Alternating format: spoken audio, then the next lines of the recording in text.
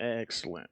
It looks like I Excellent. It looks like I'm now live, and I am cross-posting this video to a couple different places, to Whips, Chains, and Duct Tape. I'm Primal Piggy, and today's discussion, it's for adults, but it'll be about mature topics, but it won't be graphic at all. And right now I'm here at the site of the popular BDSM test that you kind of see it everywhere. And a lot of people will claim not to take it seriously, but then again, you find it like in our culture, we have FetLife, and you'll find it on almost every FetLife profile. Maybe not every one of them, but you'll find it at most all of them. And so it's very widespread. It's very popular. I would say that uh, you know, thousands, tens of thousands, hundreds of thousands of people, if not more, have taken this BDSM test. It's a very popular test, especially in a lot of Facebook groups online. You'll see people that will, all take the test and post the results, and just kind of you'll see it a lot around the internet.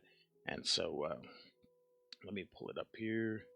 And so I'm just gonna kind of look at. I'm on this page that has their archetypes, and just kind of their info, and it starts out pretty good.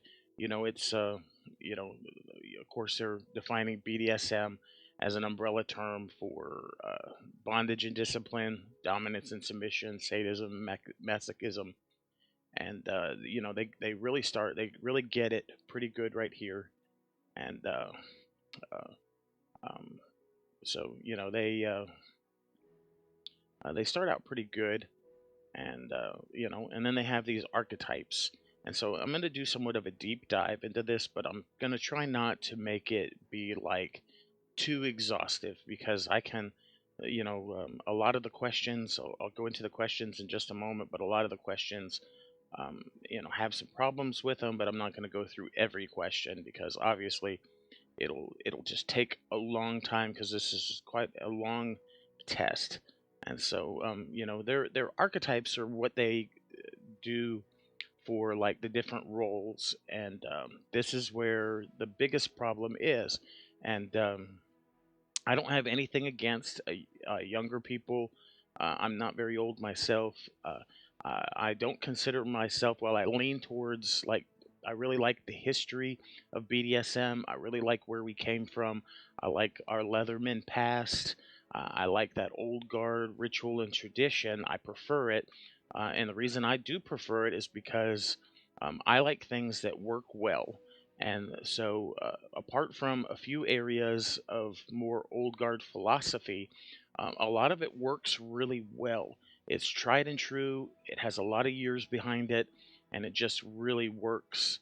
In my dynamic, I find that when I apply that philosophy and those principles, it really works well.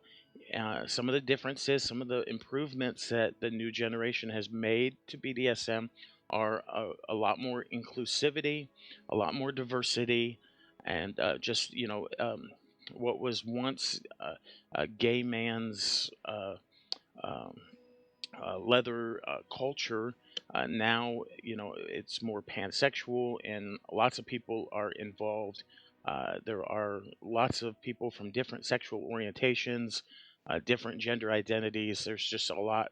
It's really opened up, and you even see it emulated in pop culture.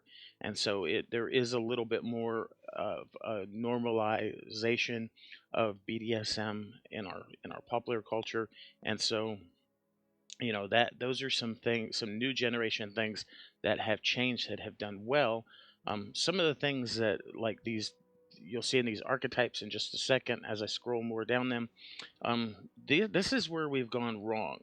And so and I'll tell you why. Because um, if you know the how everything works together, it's not that there's one way and it's the only way, but it's more that words have definitions and they have meanings. Now they can have different meanings in different contexts, but uh, A isn't. isn't necessarily B. And so we'll just see that in just a second here. So they start off well. They do good with their explanation of BDSM overall. Almost any BDSM book will have this in it, and so it's really good. They're offering that, and then they get down here, and this is where they start to confuse it. And this is where it starts to go wrong. It starts to begin to unravel. And so they start out pretty good. Dominants like to be in charge. Some like to have their partner obey without questioning. Others like some resistance while taking it their way. Why do they add that? Because it's not this is new and unique to this website, and or it was at one time. The new generation kind of starts around 2005 ish, and starts to add this level of resistance. Uh, you know um, that's not, there may be people out there that like a level of resistance, but that's more of a topping and bottoming scenario and less of a DS scenario, dom and submission. Some are dominant only in the bedroom, but dominant only in the bedroom is topping and bottoming.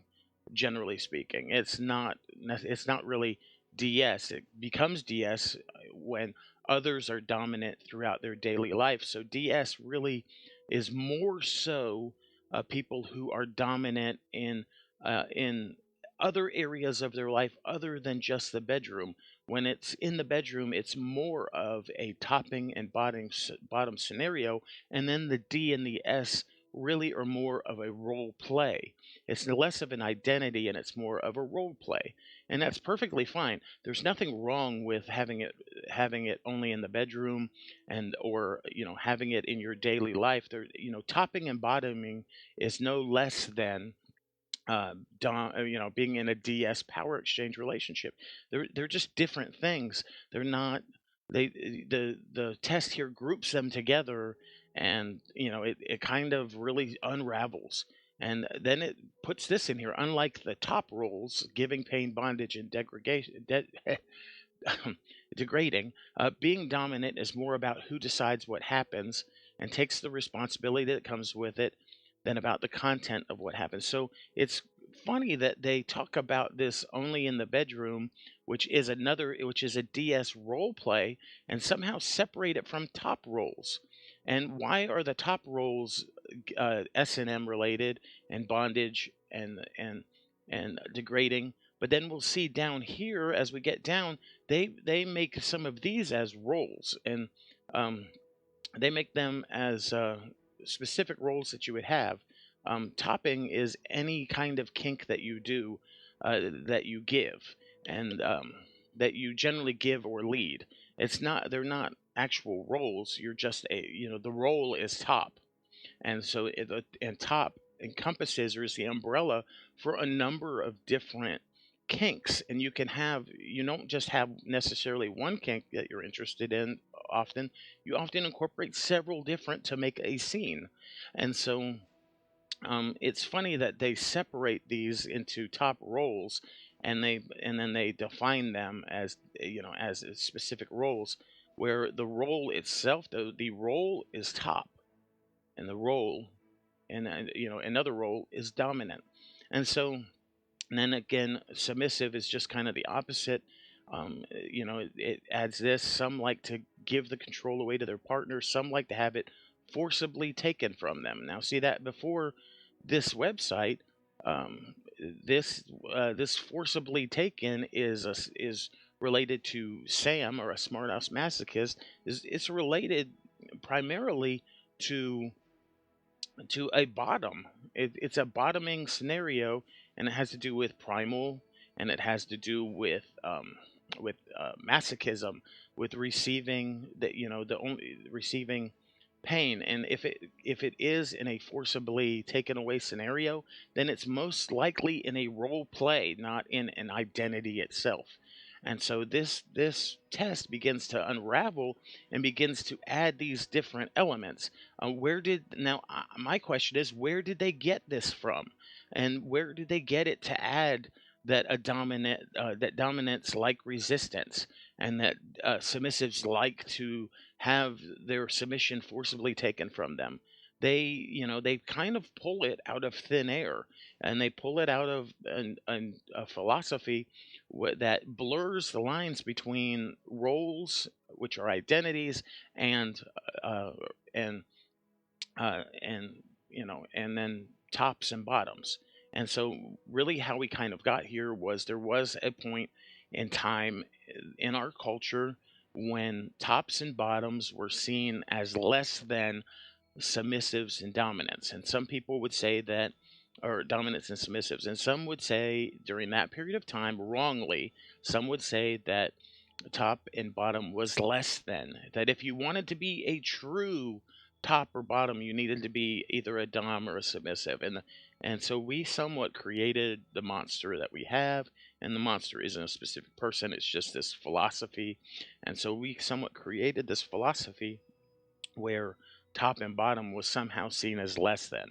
And here, but here it also it elevates it to it elevates these top and bottom kinks to actual roles, and it doesn't do a very good job of it.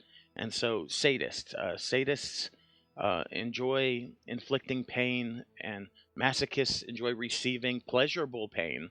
And so sadists enjoy giving, it says certain types, but it should say pleasurable pain to their partners, and it's not always in a sexual context. And we'll see that throughout this whole test. We'll see that puts BDSM in a lot of in a more sexualized place, where BDSM isn't always inherently sexual. We know this because in the new generation we're more inclusive, and we have asexual people who are able to participate in kink. And so, excuse me, a kink isn't always inherently sexual.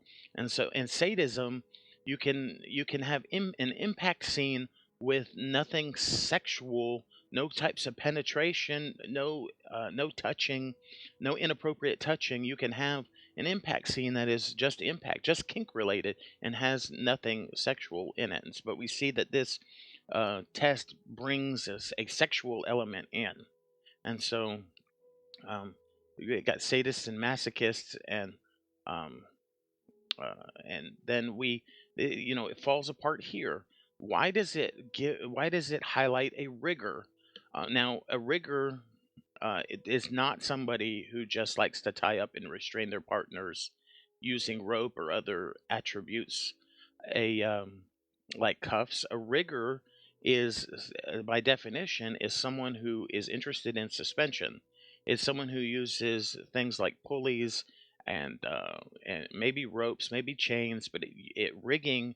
The very definition of rigging is that suspension. It's to hoist up into the air. It comes from uh, the it comes from the naval, the old sailor kind of mentality of the types of people who used ropes to rig up sails, to draw sails up into the air on ships. And so that's what a rigger is. A rigger is not the same as a rope top, and a rigger is not the same as just somebody as a top who enjoys bondage using cuffs and restraints. Rope is, why does it automatically jump to rope? For very new beginner people who are just getting in, rope can be somewhat problematic. There's a lot of safety involved. There's a huge learning curve, and it's not where I suggest that people just start into BDSM, just jump right into rope. Usually, we start with, like, well, cuffs and maybe bedroom bondage of some type. And those types of restraints have are a lot safer than jumping right into rope.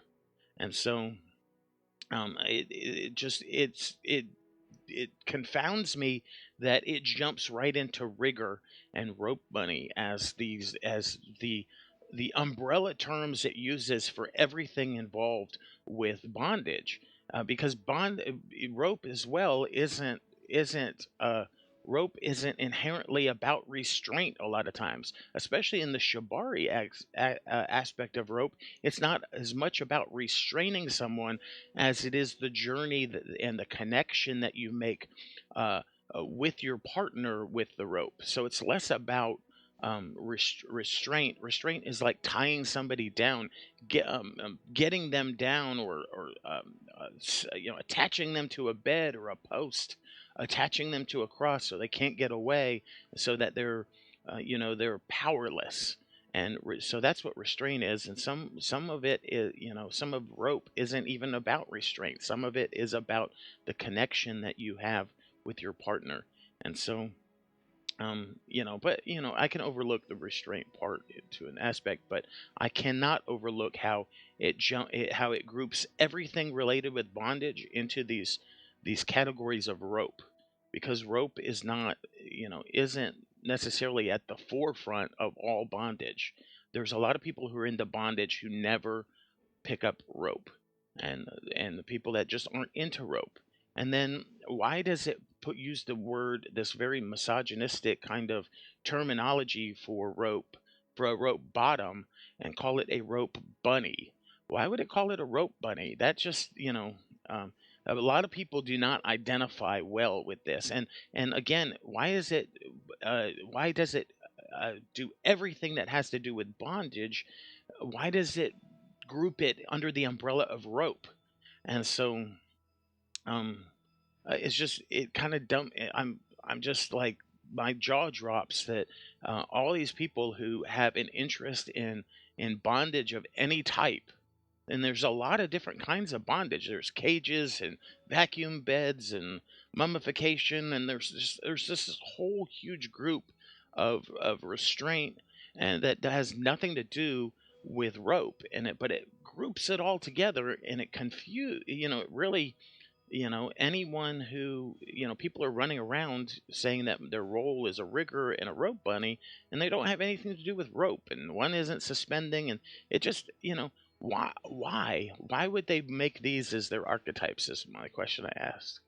And then, we go to master and mistress and slave. um, Complete control over the life of their slaves and all the responsibilities that come with it, and that uh, their power exchange is present 24/7 and in all aspects of their life, um, is not necessarily how an MS relationship is. And so it really puts this huge emphasis on um, on like a total power exchange. But different MS relationships are different. There is not, not everybody uh, does, total power exchange. And so it does give room for that, but it says except for negotiated exceptions such as during their office jobs. Why does it have to use a very misogynistic terminology? Like, is that all that slaves or women, or is that all that people can do? Is just they can only just have like office jobs, like very passive perhaps jobs? Why can't they be firemen, or why can't they be police officers? Why can't they have why can't they be executives? See, we you really are putting people kind of down into a certain thing. So it's just interesting, and they even mention office jobs again down here. So it's just kind of this really kind of awkward. I know it's just one example, but it really, if you're gonna give one example, why did you pick a very passive job? And so, I mean, I'm not trying to really nitpick, but as we've seen, they've kind of done um, kind of a disservice. And then, as well is, we're gonna have to kind of ask ourselves these questions, but how does it shape its questions in order to give people results that are going to point them to dom and sub, or point them to master, mistress, and slave? Like, how are they going to be able um, to shape their questions so that somebody would even be interested in either of these different power exchange relationships? But then, it really kind of glosses over the differences between them. It also, in a, it puts these different top and bottom roles into these top and bottom uh, kinks into roles, but it doesn't explain that those types of roles are more power neutral, and it doesn't explain the difference between a power exchange and a power neutral. See, because in a rope, in a rope top and a rope bottom dynamic, or like scenario, both of the people that are involved in that top and bottom um, scene, they both retain their autonomy. There's not an exchange of power. The within the scene, there may be somebody leading and following, but they're not exchanging power. Just somebody is being tied up and someone is doing the tying, and they're both are. While one is more so giving and the other is more so receiving, the top also does quite a bit of receiving in the scene, because he receives that feedback and he really receives that fulfillment of giving.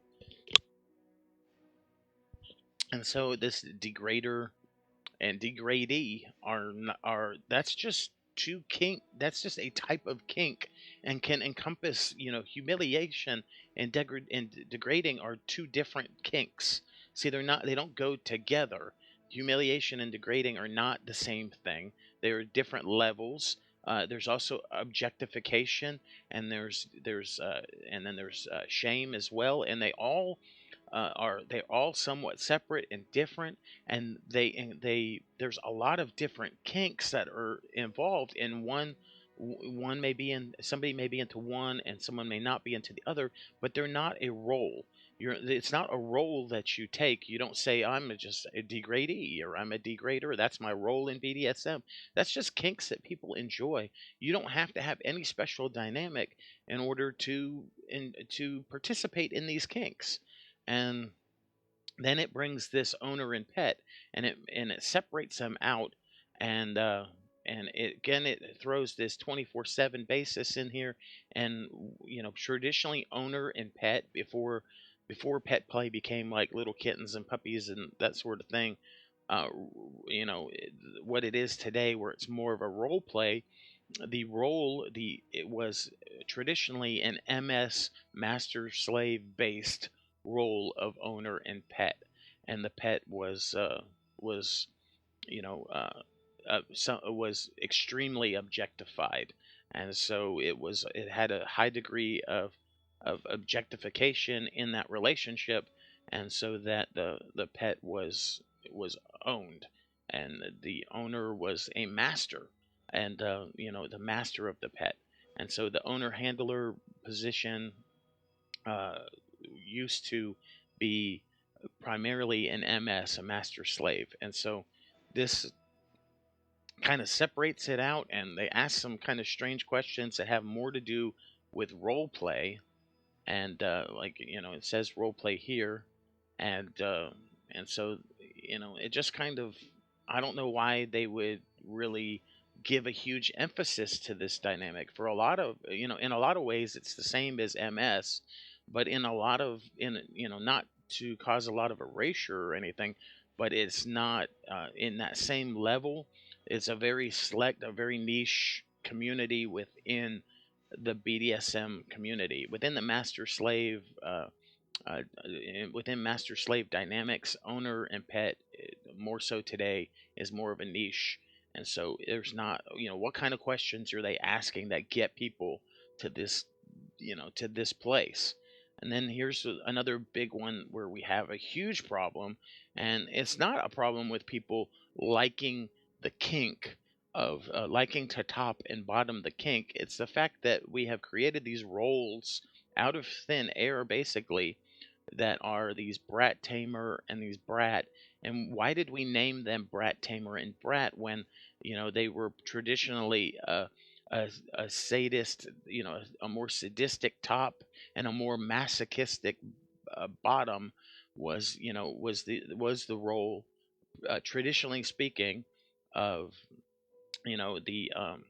the really sadistic top in a scene would negotiate with certain. And here's the other thing: is they're not dominants. and they're not submissives. That's the big thing. Why do they group this? They separate. Let me come back up here because I want to show you why why this gets me is in dominant. They separate dominant from top roles, from these top roles right here, and one of them is giving pain. So why do they separate these as top roles? Unlike they separate top roles from dominance.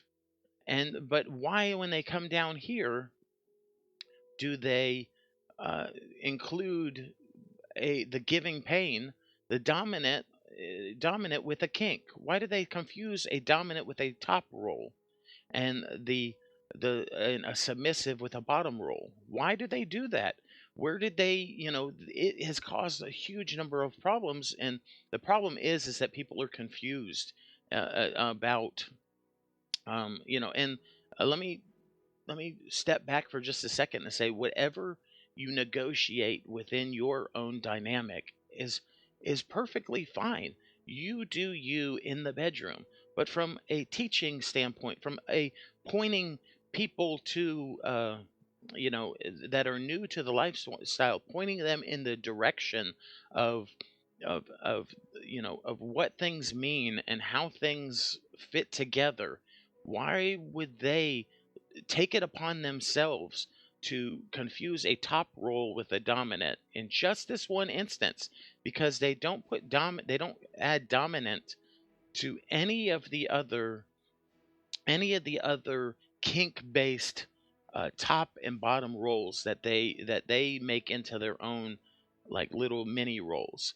They don't put submissive and dominant with any of the other ones. They only do it with brat and brat tamer. And so they are really muddying up and confusing what it means to be a top and a bottom. And so anyone who likes the top and likes the bottom, or likes to switch between top and bottom, should take offense to this test, to the fact that they have taken a top and bottom kink and given it away to a power exchange dynamic, and in essence teaching new people that you have to be in some type of power exchange in order to enjoy what was previously a top and bottom scene, a top and bottom role play scene. And and uh, and it was basically a this sadistic top, which they've renamed Brat Tamer, within a scene, enjoyed the playfulness, and not from a submissive but from a bottom. And they enjoyed within that scene that the bottom would kind of edge on, would kind of be playfully uh, rude, or try to really egg on the sadist to get more pain. uh, a a, bottom that was more sadistic, that was more masochistic, was looking for an increased level of pain, and looking for really somewhat of a primal connection, because see, primal play is also a top bottom kink. And so this bratting is really more so, it has either to do with sadomasochism or with primal play. And so primal play isn't always about natural instincts. It's not really about animals, really. It is more about raw emotional play, and it's not always about sexual stuff. Sometimes it's about, on the end that it's not sexual, is more of this right here, when it is about somebody uh, you know uh, being wanting that pain, and wanting to get a real primal reaction of somebody to lash out and give them that stronger impact, or really, to bring somewhat more of the predator out of somebody, and bring that real primal instinct that heighten up the scene. And so we really, it's somewhat more of a problem now, because the now we've created this whole level of submissive that previously didn't exist, and now we've created, or culture has created all of this stuff to try to fit Brat and Brat Tamer into DS relationships, into a DS dynamic where it never was. It's not really, it doesn't really fit. I mean, you can really kind of force the square peg into a round hole and somewhat kind of make it fit, but it's really a top and bottom scenario. It always kind of has been. It still is when it plays out for the most part. And, it's not, why. I just have to ask why. Why did they take DNS and only in this Brat Tamer and Brat make it about DNS instead of top and bottom, where everything else they clearly are more about top and bottom? And so, Primal, we've gone through that real quick. This whole, the daddy mommy and boy girl, it really confuses age play. They kind of take age play and littles and they smash them together, and they're not really clear.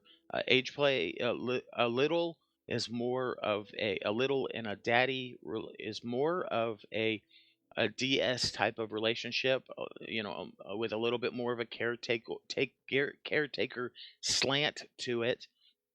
But they kind of, in their questioning, they kind of smash, even though they do define age play here underneath, which is good that they do that.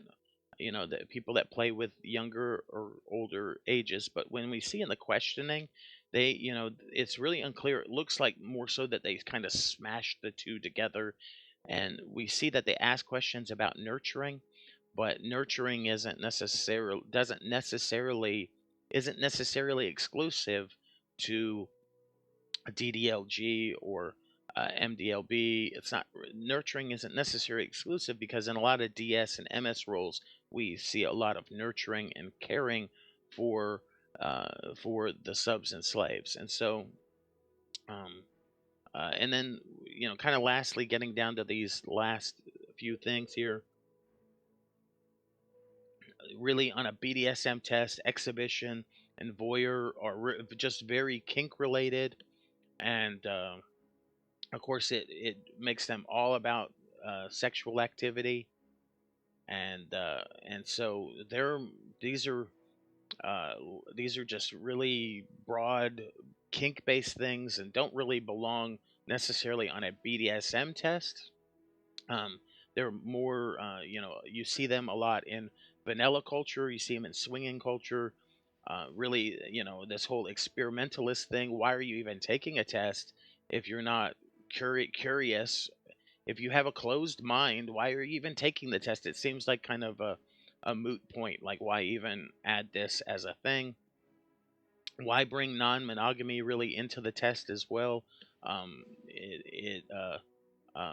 Non-monogamy is not a kink, and so these other things that they have in there are really kink based, and so, it's just kind of strange that they would add non-monogamy as, as a point of kink. And so, really, what they use their terminology for non-monogamy is basically sexual. Sexuality is more than just between them and one fixed partner, and so they make it all about sex. And when, like, my non-monogamy, one of my relationships is asexual, and the other is a DS relationship, and so I'm polyamorous, but not all of my relationships are about sex. And so I really kind of take issue with their, sexualization of a lot of these different things. And so then switches, well, like, they they switch. That's kind of, there are different types of switching, and some are more common than others, and I've taken heat in the past, but I'm going to keep saying it because it, what's right is right. I mean, I'm not going to, change something just because people don't like that, they or don't know that the different definitions exist and don't like it. But switching is is generally speaking people who like to top and bottom. They like to both top, and they like to switch between topping and bottoming in a top and bottoms within scenes. Sometimes it is people who are a dominant in one relationship and a submissive in another relationship. And rarely is it someone who is both a dominant and a submissive in the same relationship, because functionally it's difficult to be both a dominant and a submissive, because you'd have to find someone else who's also willing to be a dominant and a submissive, and it's really difficult to do well or to functionally pull off in the same relationship because of the encompassing nature of dominance and submission. Because dominance and submission isn't just in the bedroom, unless you're just doing it for role play. It's not just in the bedroom, it's in everyday life. And so it's terribly difficult to switch in your everyday life between dominant and submissive. It almost becomes chaos. So it would take a very special person to do it within the same relationship. And so a lot of times when people are talking about switching, what they're really talking about, whether they realize it or not, is they're talking about topping and bottoming in the bedroom, or topping and bottoming in scenes, and switching back and forth between those two. And they may switch back and forth between the role play in the bedroom of dominant and submissive, but outside the bedroom, they're not typically dom and sub within the same relationship outside of the bedroom or outside of scenes. And so that is more rare. And a lot of people just, they don't understand. I'm not trying to erase anybody. I'm not trying to say that it's not valid. I'm just saying that it's more rare than what people are typically talking about. And so it says here that some prefer to switch with the same partner or partners. Others have, see, it says it right here, dominant play and submissive play. And so when it has that adds that word play to it, it's adding role play. It's adding scene specific, top and bottom role play. And then I don't know how they judge vanilla. I went through here and took this whole entire test and put absolutely zero on everything and only got 64% vanilla and zero on everything else. I don't know where the other 36% went. I was only 64% vanilla instead of 100% vanilla. So their algorithm is really fucked up, and I don't know how they come up with that. I've contacted them in the past, and I don't know, what they do. Let me look at just a few questions, and um, I'll just kind of go through. It's really, uh, their gender is very restrictive for being more, uh, and then their orientation. These things, why are we even providing this information? I guess maybe for them to use on their side, but none of these things are going to, uh, I don't think they have any bearing on the test itself, on what you're going to get. And of course, they have a short and simple test or a long test. I'll click on the long one, and then really with a new person or the scope, unless you really know what you're going to like, um, how are they going, you know, if you're not really going to know whether you're more submissive, more of a masochist, more dominant, more of a sadist. You're really going to have to go over and read these archetypes before you start the test to even know what these terms mean if you're really new. And this a lot of new people are taking this thing. And so, and then here's the thing, dominated, especially in the bedroom. See, this is where we start to have problems, is because the questions are very vague. We don't know how, when we answer any of these different things, if we answer here or somewhere in between, we don't know how it's pointing us to certain archetypes. And their archetypes are skewed, and then we don't know how they're getting us to them and what percentage is getting us in those. We've taken the test numerous times with the same exact answers and came up with different percentages, so it's really somewhat problematic with their algorithm. But here's the thing: is you like to be dominated, especially in the bedroom. Well, especially in the bedroom part, if you like to be dominated, you may be into you may be more of a submissive. But if it's especially in the bedroom, you may be more of a bottom. And so you may not be interested in everyday life DS. And so um, this, like to receive pain during sex and BDSM. Why does it? This is the problem I have. Why does it put sex and BDSM together. Why does it have to be sexualized? And we'll see that this is all about here. I like to make, I like making the sexual decisions for my partner. That's a more of a top, and not necessarily a not necessarily DS. It could be, but it's not always about sexual things.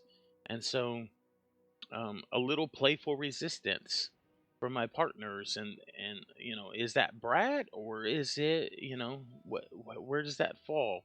And so, forcing my partner into submission. What is that? How do you're not really forcing anyone into submission. It's much more than submitting spontaneously. Submission is submission. Submission is not, the dominant doesn't make somebody submit. Submission is always is somebody yielding themselves. There's no, there's nothing that someone that I can do to force somebody to yield to me. I can't. There's not enough pain that I can give them to make them in their heart yield to me.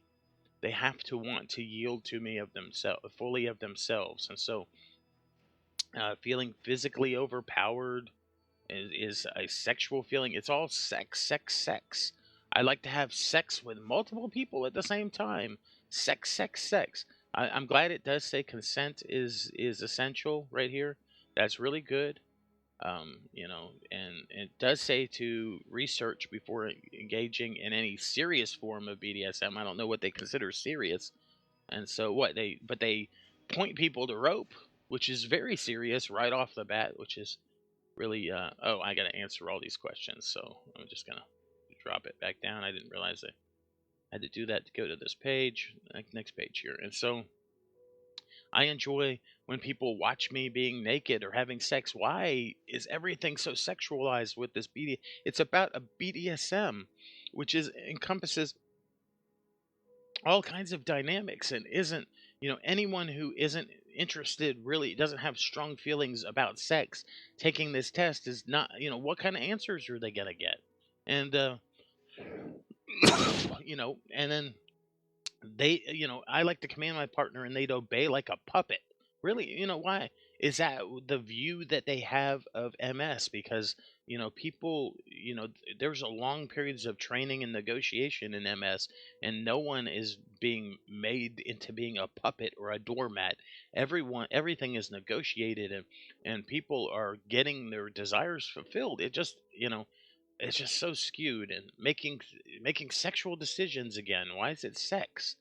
And you know making my partners do disgusting things is, like, how do we, why is there a a negativity associated? Why are we putting us back, 100 years back into when paraphilias were considered perversions? And so, why are we, what constitutes something being disgusting is very subjective. It could be anything. Some people think that, that cum or semen is disgusting, and some people, like, in the vanilla sense, like to have it all over themselves, and so it's, like to receive a facial or something. And so one person thinks it's disgusting and another doesn't. Does that have to do with degrading? Because what you feel is disgusting without defining the terms doesn't necessarily, mean that for the other person. And so, these questions are not worded really well for it being a test that so many people are taking. I'm willing to try anything once, even if I don't think I'll like it. Well, some people should come into BDSM with some limits. Like, you should have some limits. I'm willing to try anything once. Amputation fetish. No, I'm not willing to have a body part amputated. So, that may seem like an extreme example, but it's what's extreme to you may not be extreme to somebody else. And so, when you're coming and playing, you know, this question is just, really vague and not doesn't serve any purpose. Here we go. Physically restraining my partner during sex or BDSM with clothes, attributes, ropes, and chains is arousing. But if I if I'm not into ropes, it doesn't have like cuffs here, really, and why does it have chains? Like chains and ropes, are really kind of extreme things, especially this is taken by more new people. And then I like sending nude and sexual pictures of myself to others. Is like, what does that have to do with anything BDSM related? It's not, it doesn't have anything. And so I like to be totally helpless, physically unable to resist what they do. Is that a bondage question, or um, is that a DDLG question? They like to be, totally at their partner's disposal. They like to be in a diaper in a crib. I mean, like, what is it? Oh, I don't know. Being spoiled, receiving care, being spoiled, or some of the things I'm looking for in a relationship. What does that have to do with BDSM? Um, I, Large age differences in sexual encounters and relationships. What does that have to do with anything? Because age has nothing to do with age play. Because age play is just a kink, and it's a role play. It's not necessarily that there are large age differences. It's just that they're playing those things, and then I have a thing for large age differences. Mommy and daddy, DDLG isn't about large age differences necessarily. I am in a DDLG relationship, and my little is older than me, but I'm the daddy, and so, that doesn't. I don't know. It just doesn't make sense. What is that question? What does it have to do with anything? And what are the answers that we're going to get from answering these absurd questions? And then we get pointed in a direction for a role, and we have people running around aimlessly in the wrong direction, given the wrong information from the start about what is top and bottom and what is dom and sub, and we wonder why there's chaos. We wonder why there's all these crazy Facebook groups and crazy groups in real life, and why people don't know things well. And we just everything is somewhat chaotic. And people are taking um these things that are really tried and true, and kind of flipping them into being you know some really heavy modification of those things. And then they're coming to people like us, BDSM educators, and they're asking us behind the scenes. Now, everyone may not be having any problems, but we see thousands and thousands of messages from people that are having all of these problems in their dynamic, and they can't figure out why it's not working, and they're trying to do things that don't work. They're trying to do things that are like these made up things that, so this test told them that they should be looking into one aspect of something, and they're wondering why. They're confused because they're not, that's not what they're looking for. And then they try to fit themselves into it, and they a lot of times they put themselves in dangerous situations, like getting involved in rope too early without knowing the safety involved. And just because they think that they have to be, if they're into bondage, they have to be into rope, or getting into more of the bratting kind of dynamic, and they're wondering why their partner isn't accepting of it, or they're trying to take somebody. They get this result that they should be, they may be into dom and sub, or into master and slave, and they're wondering why their partner isn't more dominant, or their other partner isn't more submissive, and they can't figure it out. And it's because a test is like taking these absurd questions and kind of forced us into these archetypes that aren't even accurate, and then spit out these random, however it comes up with using its algorithm, this random hodgepodge mix up, mashup of these, of this direction that people start to go into and start to look into. It's all a huge problem. And so a lot of times people um will take this test, and like, it's the very first thing that they have to go by, or one of the very first things. And so it really starts to shape the direction. And so let me stop right here.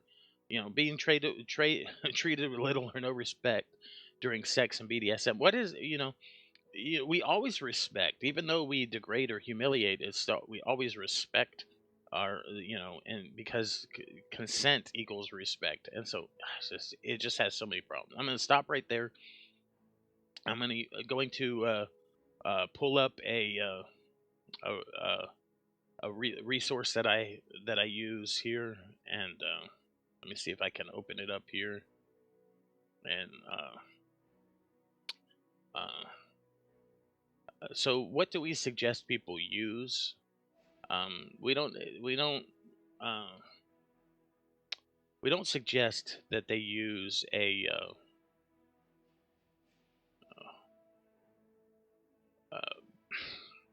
where's it at? We don't suggest that they use a test at all. We suggest that they use um, a kink checklist. I cannot find mine. Where did it go? And so I can pull it up in a different window here. And so, I mean, I'm sorry, I'm rambling for just a moment, but I'm trying to, uh, come up with this checklist. I thought I had it right, easily accessible, and I gotta open it. I gotta find it and open it while I'm talking. And so, what we suggest is that people uh, um, use a kink checklist. And so, we suggest that you maybe buy a BDSM book. There are a bunch of different ones. And so, here's the image that I was looking for right here. Um, Let me see if I can open it in this other window here.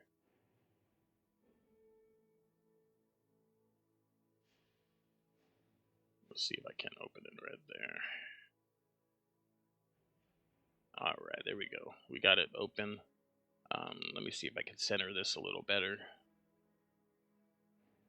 All right. So this is what we suggest people use in order to um, discover, and other than a test. This is traditionally what people use to discover their kinks and whatnot. And so this is called a negotiation checklist or a kink checklist. This is what you use for a scene to negotiate play scenes. It's not suitable for negotiating like BDSM relationships or relationship dynamics, but this is how you get, you know, this is how you find out what you're into. And so it's separated here by impact play, bondage, sensation play. It does have room for sex. It allows you to draw on things that you want to feel in a relationship, what safe words are, the amount of marks, what kind of aftercare. Down here, it talks about your you know who's going to be involved in a scene, what the triggers are, any medical conditions, injuries, STI status if it's applicable, allergies, any kind of thing that you may have. And then you can show on this picture here, anywhere you can mark anywhere you do not want to be touched. If something's off limits, you can mark it. And so, and of course, you go through what type of impact play, and you research. You look up stingy or heavy. You see flogging, whips, spanking, paddles, canes. Um, you see here it says I want to be a top, a bottom, or a switch, and you can it starts you go through, and you go through with, like, you can go to a Kinkly dictionary, you can go to any of these dictionaries online, these BDSM sites, and you start to look up and do your own research. If you think you may be interested in the sensation of impact play, then you go and you look and you see, oh, well, this is stingy, this is thuddy, this is heavy, this is light, this is what these different things mean. These are the options that are available to me. And then you go through bondage. Oh, what am I, do I just, there's a certain aspects of mental bondage where somebody tells you to sit still or tells you to hold still, and requires you to hold certain positions of bondage. There's slave positions or a type of bondage, and so maybe that's something you're interested in exploring with somebody, or leather or cuffs. And then you can look up and see what cuffs are. You can there's cages, floor bondage, suspension, different kinds of ties, collar and lead. Maybe that's something you're interested. Maybe blindfolds or gags or hoods. All of these different types of things are, we you should look up, and you should look in a dictionary, or go to a BDSM website, or look in a BDSM book, and research each of these different types of things to see what types of bondage are available. If that's something you're interested, if you think you may be interested in it, read about it, and you'll know, oh well, nah, I don't know, that doesn't sound too interesting to me. On what level? And then maybe find someone who after vetting them, someone you trust, somebody who's willing to um, top or bottom, top for you or bottom for you, and allow you to experiment very lightly with some of these different things, with the things that you've researched on your own. A lot of times people will research for months before they actually get into scenes. And so sensation play, what are things that I'm into. Now you can circle things. You can, you circle things you're into, and you cross out things that you don't want, things that are hard or soft limits for a scene. Maybe you want to play somebody playing with your hair or pulling your hair, pressure points, mind fucks, scratching, electricity, exhibitionism, biting, licking, edge play, nipples, sensory deprivation, all these different types of sensation play. And then, are you interested in cuddling, groping, kissing, fluid exchange? That would be like breeding or something like that. Dirty talk. Maybe you're not into dirty talk or fluid exchange, and maybe you don't are not into giving or receiving oral, or maybe you have uh, difficulty with orgasms, and it's not something you really want to explore with somebody. Maybe you don't want any intimacy or sex with someone. You just want to play on the kink scale, the more kinky things, penetration, fingers, and where can they go, um, and what kinds of feelings are you looking for get in a scene? Do you want it to be more playful or serious? Um, you know, do you want it to be more masochistic or sadistic? Those are, you would circle those things if you were looking for more of a bratty scene. Oh my goodness. If you're looking to top or bottom, and looking to, push it in a more primal kind of way. And so, safe words. Are we going to use the red, yellow, green, a specific word, nonverbal, plain language? Are we just going to talk in regular English? I'm going to tell you, no, stop. I'm not going to want that. If we circle it, we know that we're not using special safe words. Then stop actually means stop, and no means no. Well, we can fill it in. Um, maybe we don't want any marks. Maybe we want to be marked forever. Maybe we want permanent marks. It just all depends. But if there are limits, we want to start checking things that are not our limits. Aftercare. What kind of aftercare are we looking for in our scene? And so, you print off, 10 or 20 of these, and you start crafting scenes that you want to either top or bottom or both. And you circle, okay, I want to top. And this is how you build scenes. A lot of times people will ask, I don't know how to build a scene. Well, that's because you haven't used a kink checklist. And so this is how you build a scene. You build it based on what you want to feel, what you want to do, and you can try to find a bottom that fits your scene. And then if they have certain limitations out of the things that you've crafted, you could just cross those things or scratch those things out and go, okay, well, that's not going to work with this partner. And so this is what we suggest that you utilize, is a kink checklist. Oh, sorry, I didn't scroll down far enough to where you could see the bottom. I was talking about some things that are not there. um, let me scroll it up here so you can see down at the bottom. Sorry, there was safe words, and there was this. This was the where you can mark the places that are not able to be touched, and medical conditions, injuries, allergies, STI status. If partners, different triggers. If you've been in trauma, you need to know what triggers are involved. And so, you know, um, that is where I go back to the BDSM test, and so that is where we are at with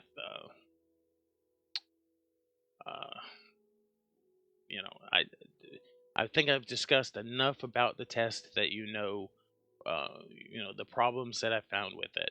It's hypersexualized. It confuses the archetypes. It points people in directions that aren't necessary.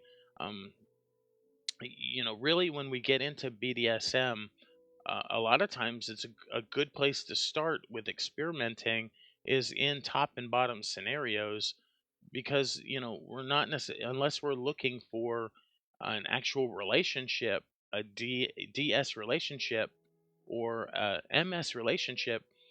Those are things we want to read about and see what's involved, because just some random test cannot give us the information that we need to adequately know whether or not we're interested in a DS, a DDLG, or an MS type of relationship. And so this test is not adequate to really even point you in those directions, really, because there's not enough. The questions are very vague, and um, you know, uh, you really need to know when you come into BDSM.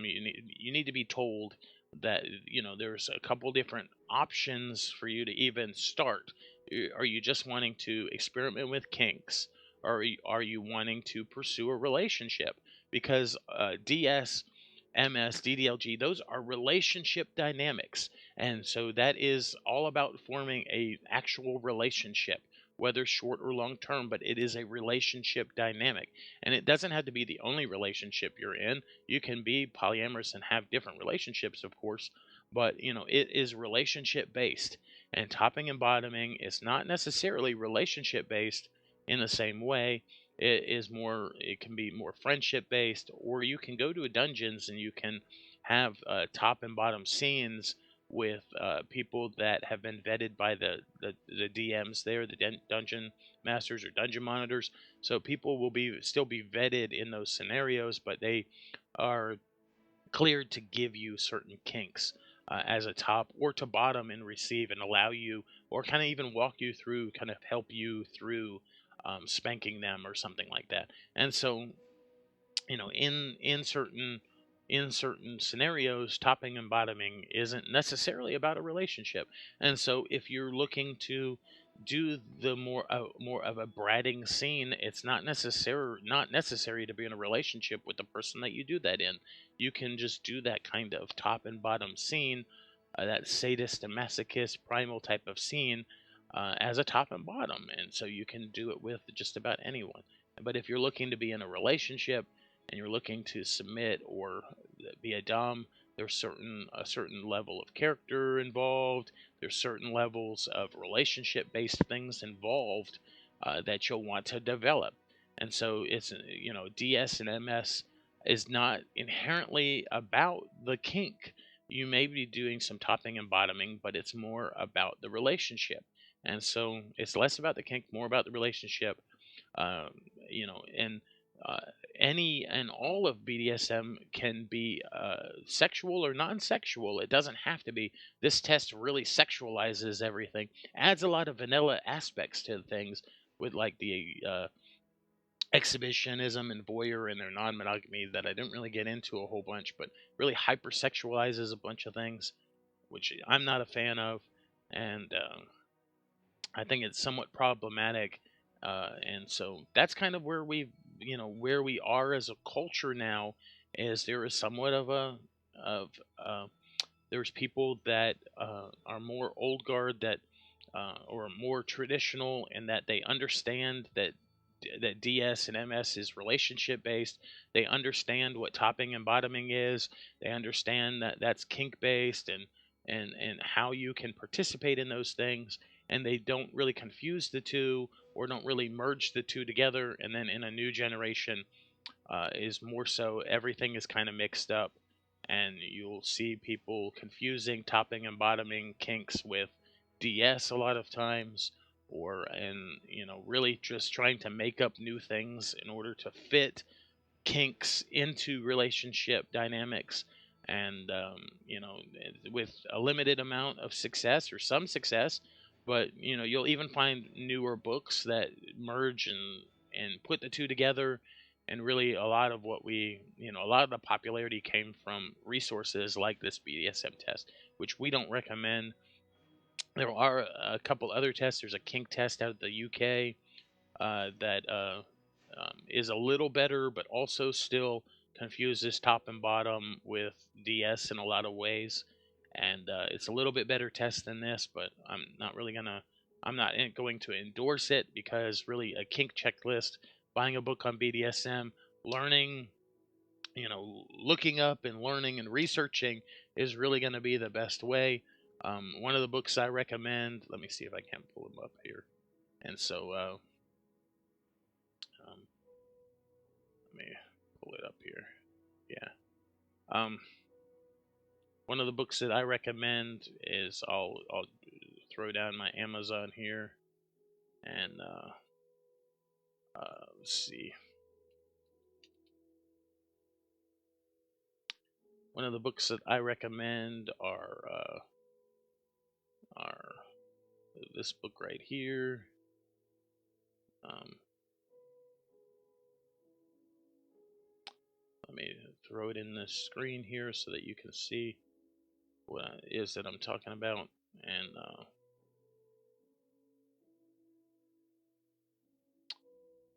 so this is one of the books that I recommend here. This is a good place to start. Um, Let me drag it over here. BDSM Mastery. Any of the books by Robert Rubel are going to be good books. I can come back over here. Just I suggested books. Let me pull up. There's here's let me just kind of.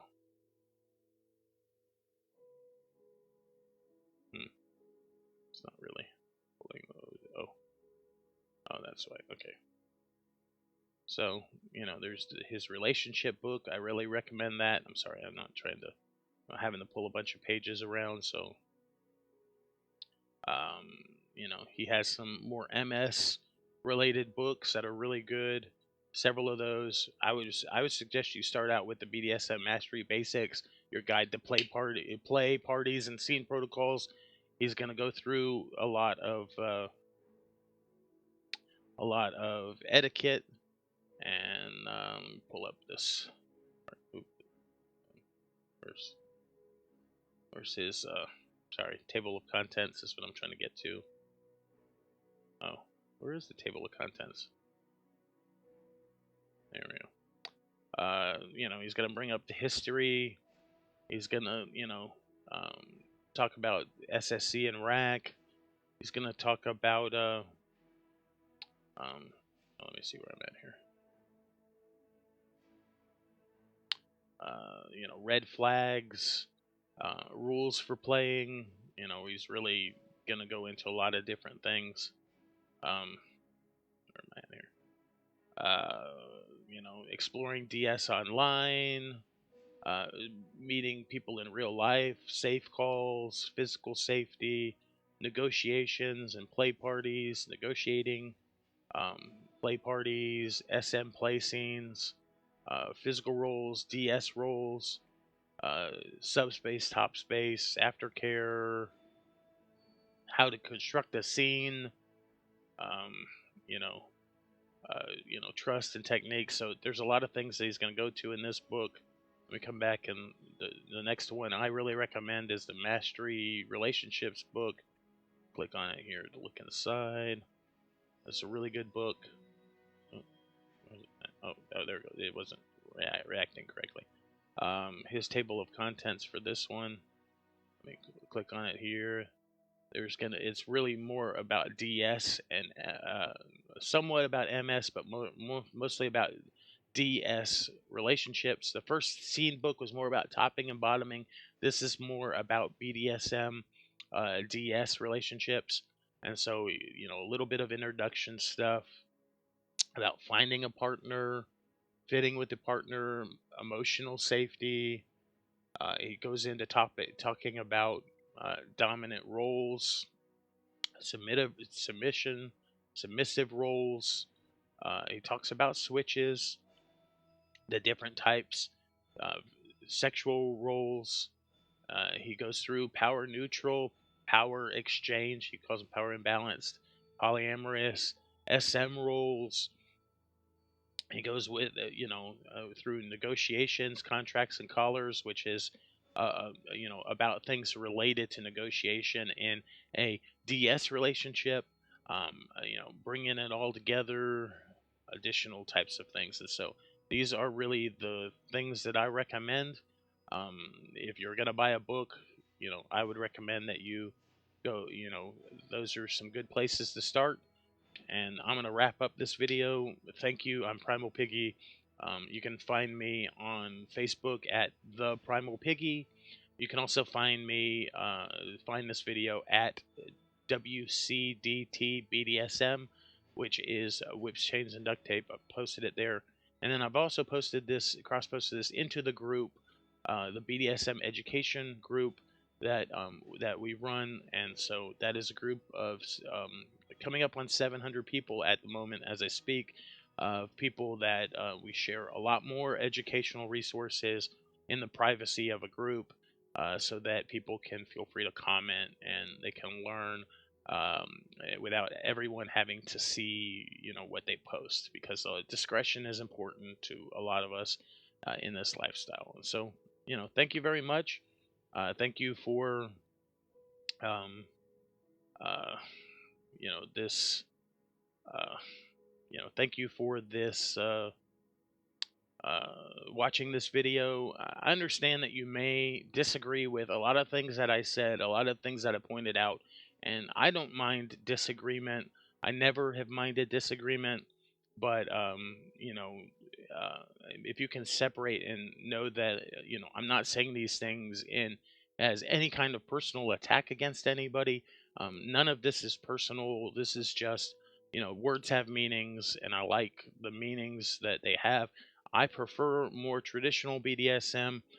Like I said, I think that it works well, and it works. It really works as intended, and that I'm not in favor of a lot of the new generation stuff. Um, because I think I gave quite a bit uh, of I think I gave quite a bit of reasons for why, and so I think that I didn't make it about not liking any specific person. I made it about what I didn't, the things that I disagreed with rules and the things that have changed. I made it about I made it about BDSM and not about, I don't hate that people do the activity or the kink of bratting. I just, it's not a role in the sense of it's not a DS role. It's not intended to be a DS role. It never was. And so, now we're kind of trying to shape it and form it into that sort of thing. But traditionally it was a top and bottom role. So without being, that being said, anything like I'll reiterate it and I'll end on this note. Anything that you do in your own relationship, in your own bedroom, in your own dynamic, anything you do that's both consensual and negotiated is perfectly fine.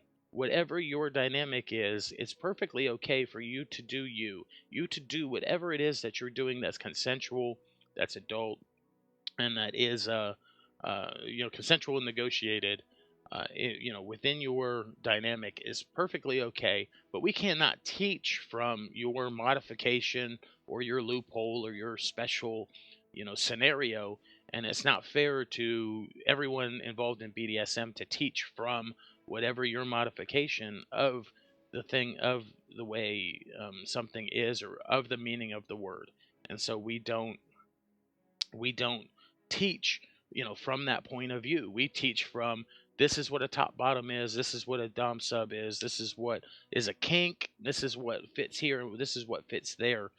We don't teach, whatever your specific dynamic is. It's fine that you do that.